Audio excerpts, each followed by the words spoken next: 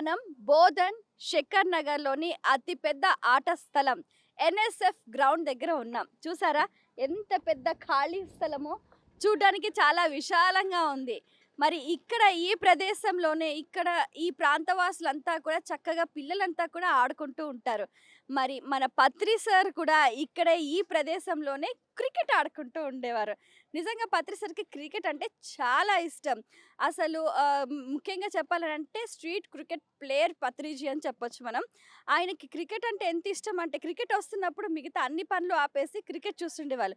అంటే ఒక live sportiveness అంటే లైవ్‌గా మనం ఎలా గెలవాలి? ఆ పోటీతత్వాన్ని ఎలా జీర్ణించుకోవాలి?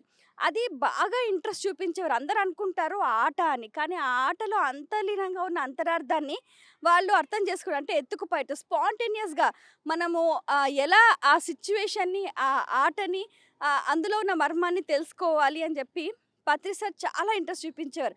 అంటే ఒక వ్యక్తికి ఏంటంటే ఒక ఆధ్యాత్మికత, ఒక విజ్ఞానము, ఒక పాటలు, ఒక సంగీతము, ఒక వంట, ఒక మాట, నేర్పు, ఓర్పు అన్నీ ఉండాలి అని చెప్తారు పత్రిజీ. వీటితో పాటుగా శరీర వ్యాయామానికి సంబంధించి కొద్దిగా ఆటలలో కూడా ప్రవేశం ఉండాలి అని చెప్తుంటారు. మొత్తంగా చెప్పాలి అనంటే 64 కళలలో 1, 2 తప్పించి అన్నిట్లల్లో అందరికీ ప్రవేశం ఉండాలి అని చెప్పి ఎప్పుడు బాగా ప్రోత్సహిస్తూ ఉండేవారు పత్రిజీ.